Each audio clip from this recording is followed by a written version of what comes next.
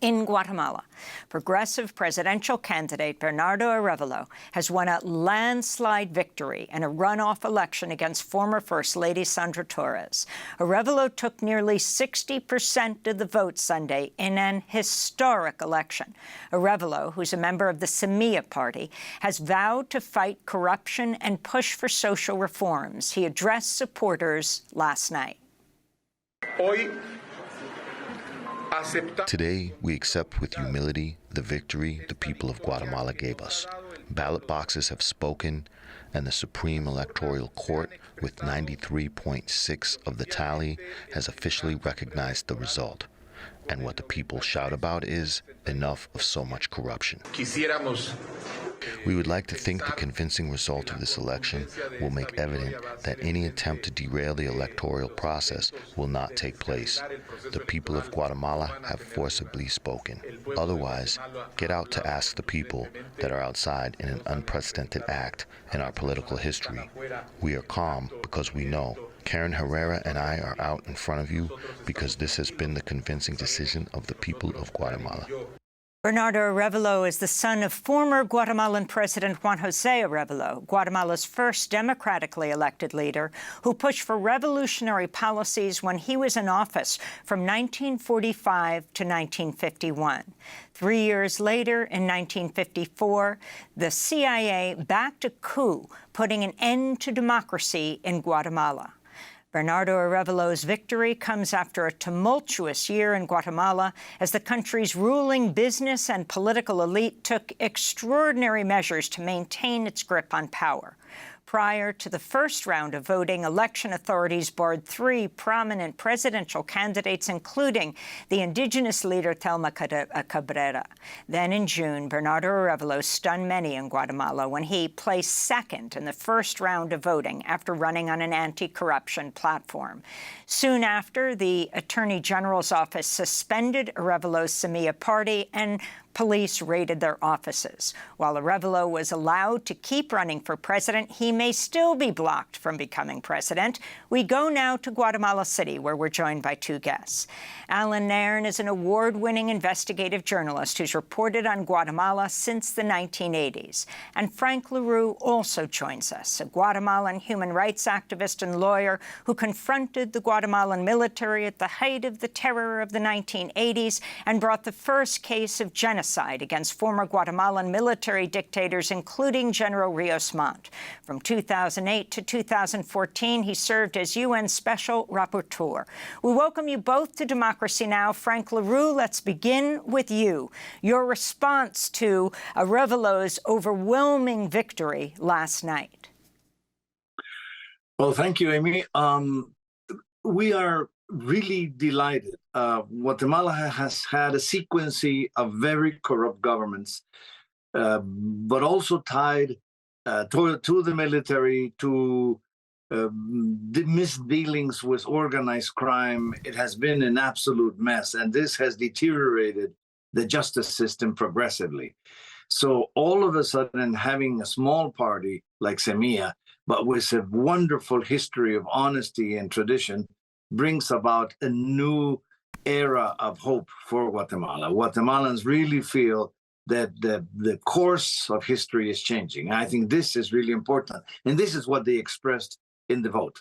The time was right because the crisis has deepened so much, especially in the current government under President Yamate. So people were desperate for an opportunity of change. And as the electoral authorities eliminated other possibilities, Semilla became the only alternative for change. And today, people are welcoming him as the new government. Tell us more about the presidential candidate who won, Bernardo Arévalo, the son of the first democratically elected president of Guatemala. Can you talk about his rise to power right now and whether you think the political and government elite of Guatemala will actually let him take office?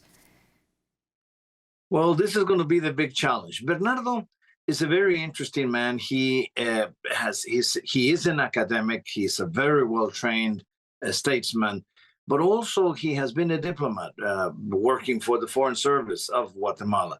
So he really knows the world, and he is a great analyst. But the figure of his father also is very important. His father was, like you said, the first democratic president that brought change to this country. The first labor code, the social security system was established. The new education system was established. So his father was a profound reformer after the beginning of the century with many dictatorships. And I think the image of his father keeps on shining around him. He keeps on saying, I'm not my father, but I'm trying to be honest to his memory and follow his path. So I think this played a key role in the elections as well. But more importantly, Bernardo has been a member of Congress with his party, with a very small group of congressmen for the last 4 years.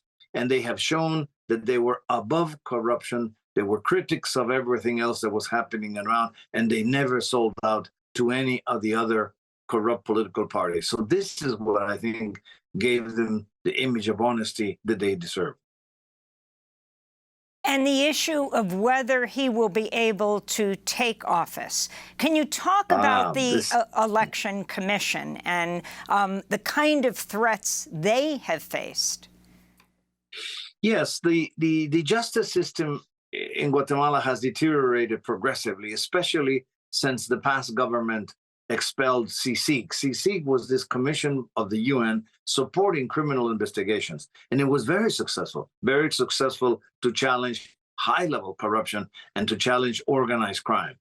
But it was so successful that the ruling elite and those committed to corruption wanted to get rid of it. And effectively, they moved the past government to do so. And since they left, what they did is, with the support of a corrupt prosecutor general, they turned the justice system, the criminal justice system, around.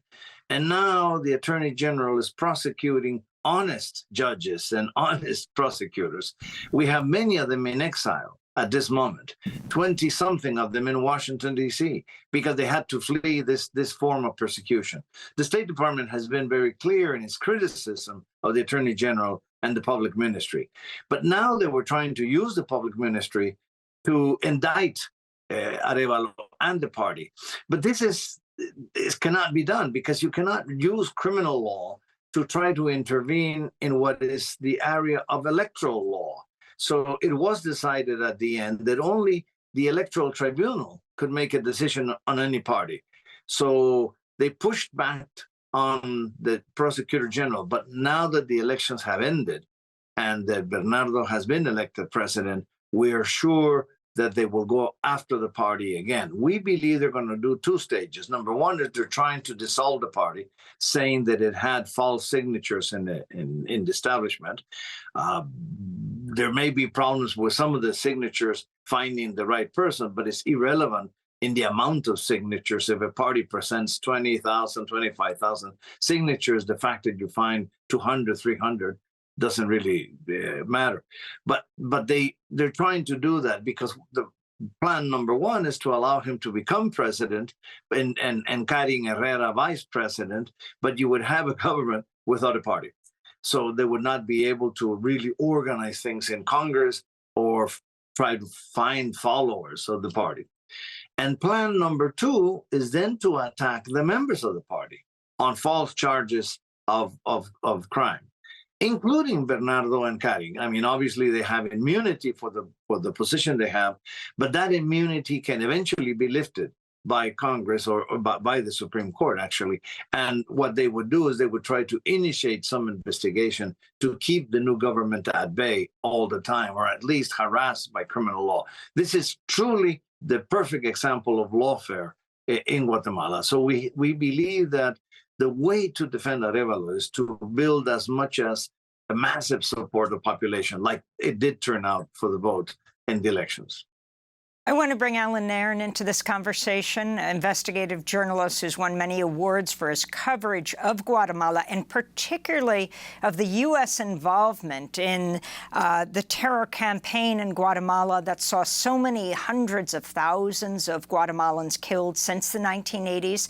Start by talking about the significance of this election, Allan, and then go back in time, back to 1953, even before, because Bernardo Arévalo's father was the first democratically elected president of Guatemala, then the U.S. CIA coup, and what this means for Guatemalan history. Well, I think this election was a referendum on the old regime. The old regime that was imposed when the U.S. invaded in '54 and overthrew the democracy that was just getting started with the presidencies first of Arevalo's father and then with his successor, Arbenz. What they were doing were things like basic land reform, social security, free speech, the idea of equal rights for farm workers, laborers, and the oligarchs of Guatemala and of the United States, specifically President Eisenhower and the CIA, and specifically United Fruit, found this intolerable. They sent the CIA to invade. They overthrew the nascent democratic regime, and they began an era of military dictators who worked on the principle that first, basic human equality was unacceptable as a political program, and that secondly, anyone who they imagined opposed them had to be killed. The military terror, backed by the United States, reached its peak in the early 1980s. There was a guerrilla movement in the mountains against the army. The army, by its own account, swept through the mountains using a strategy developed in coordination with the U.S. military attaché at the time, Colonel George Manus. Manus himself described this to me. And as they swept through the mountains, they wiped out, by their own count, 662 rural indigenous villages. They did this at the orders of the military dictators, particularly General Lucas and General Rios Montt and later General Mejia, and they did it with the full support of the United States. At the end, the wealth of the oligarchs was preserved. After the 90s, there was a series of nominally elected governments, but which gave no opportunity for social change. But now, for the first time, that whole regime that started with the overthrow of democracy and went on to include genocide, has now been repudiated by the Guatemalan public in the first chance they really got to vote on it. And this could be the beginning of a turn in Guatemalan history. And the significance of it being Bernardo Arévalo in this historic role. And you were there for the first primary with Bernardo Arévalo coming in second, and now this one where he really swept. Whether you believe he will be able to take office? It's not clear yet, and it's really up to people here to decide whether that happens. In a way, the vote and the votes which they cast yesterday were the first stage of the referendum, and they supported the idea of repudiating the old regime by roughly a 60-40 margin. But now the second stage begins. As Frank just detailed, what they call the Pacto de Corruptos, the covenant of the corrupt, the descendants of the old massacre regime, the current rulers, they will use every level, every trick available to try to block Arevalo from the presidency. So the second phase of the voting, in a sense, for the Guatemalan public begins now, because they may have to take to the streets to defend the results of this vote. I think the fact that the vote was so overwhelming will make the regime think twice, but they're probably going to go ahead anyway. So this may, in the end, be settled in the streets in what will hopefully be a peaceful confrontation between the public and the descendants of the old regime. And Allan, what makes you think this is different than what took place in 2015 in terms of the mass protests at that time against corruption? Well, in a way, that was the beginning of the process that culminated in Arevalo's election. Because those protests in 15, those mass protests, which filled the plaza with many thousands of people persistently, week after week, ended up bringing down General Otto Pérez Molina, who was the president at the time. But he was brought down not for his role in the 80s massacres.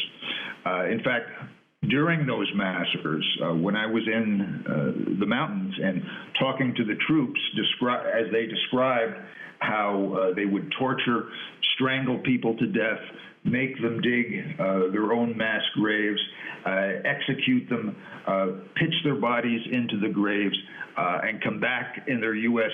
helicopters and bomb and strafe villages. Those soldiers, many of the soldiers who were describing that process, were directly under the command of Pérez Molina. And I actually met Pérez Molina in the mountain at the time. He was using an alias. He was known as Major Tito. But he was the one, he was one of General Rios Mont's field commander for the slaughter. But after he later rose to general and became a director of military intelligence and became an asset of the U.S. CIA. After that, he was elected president. And in office, he was, in the end, brought down by these mass demonstrations and by the prosecution of the UN-backed special prosecutor, CICIG, which Frank mentioned. But he was brought down not for his role in the massacres, but for his being a thief, for his being corrupt. But after Pérez Molina was ousted, he was just replaced by more of the same, and the popular movement did not have the leverage to go any further. Now, though, with Arevalo, if he can take office, there is the potential that they can actually, as a representative, through the representation of Arevalo, the popular movement can actually begin to wield state power, or at least the state power that the president will be able to exercise, because he will be hemmed in by a hostile Congress and the powerful forces of the oligarchy, which is still intact. But having the presidency can make a tremendous difference. And this really could be the beginning of the end, what could best be described as the U.S. invasion genocide era, an era that started in '54 and possibly started to conclude yesterday. Frank LaRue, I want to turn to Guatemalan President Alejandro Giammattei, speaking to reporters while casting his vote Sunday in Guatemala City.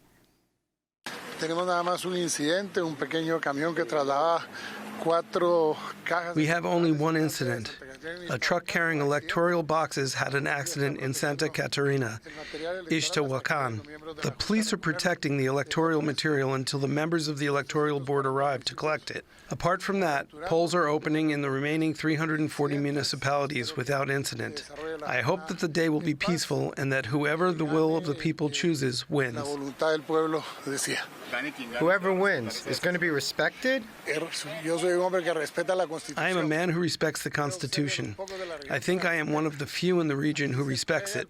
Here, power will be handed over on January 14th, no matter who it is.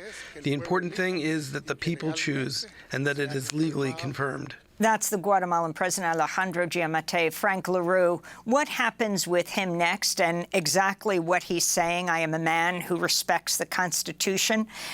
Here, power will be handed on January 14th, no matter who it is. The important thing is that people choose, and that is legally confirmed. Yes, this is an important statement, not because we believe in Giammattei. Giammattei has lied all through his teeth during 4 years of government, and he's probably been one of the most corrupt presidents that we have had. But the reason that he's making these statements, I think, and this we have to give credit, is number one, because he knows that the people of Guatemala want change. And this has been proven by the vote. I mean, the fact that almost 60% of the population voted for Arevalo means that the people of Guatemala decided to take the country in a different course. And I think that he recognizes that. But secondly, and I must give credit to this, is because of the international pressure. Guatemala, because of being such a tragic case, especially in the misuse of justice, of criminal justice, drew a lot of attention. So we have an enormous amount of delegations and domestic initiatives of election observation as well. And it is that pressure. Even the OAS had a meeting just on Guatemala before the second round, sent the Secretary General to investigate the situation and report back to the Permanent Council of the OAS. I think these elements built enough pressure to make Giammattei understand that they could not get away with stopping the elections last Sunday, yesterday, which was, I believe, their original intention. So now they will allow transfer to power in January, yes, but in what conditions? And I think that's still in a challenging mode, because in the meantime, the Attorney General, who, although independent, responds to what Giammattei says, is still investigating, on one hand, the members of Semilla, including Bernardo Arévalo, but on the other hand, it's even begun investigations against the 5 members of the Electoral Tribunal and even members of the staff. The head of digital information has left the country for fear of being prosecuted and detained. So now the Attorney General is taking it out even on the electoral authorities because they did their job well. So the situation remains tense. I think obviously they have to acknowledge the decision and the overwhelming strengths of that decision in the elections, but they will keep on doing whatever they can to put obstacles to the new government, whether they dissolve the party or whether they can stop the inauguration. They will try to do it. And if not, they will try to make it impossible for him to govern. So I think the message here is for the people of Guatemala is to defend their vote by supporting their new government and demanding transparency and demanding the resignation of corrupt people in government positions like the Attorney General. And eventually for the international community is to have as much support as possible for transition to real democracy in Guatemala. Well, Frank LaRue, I want to thank you so much for being with us. Guatemalan human rights activist, lawyer who brought the first case of genocide against the former Guatemalan military dictatorships from 2008 to 14. He served as UN Special Rapporteur, speaking to us from Guatemala City. And investigative journalist Allan Nairn has covered Guatemala since the 80s, also there in Guatemala City.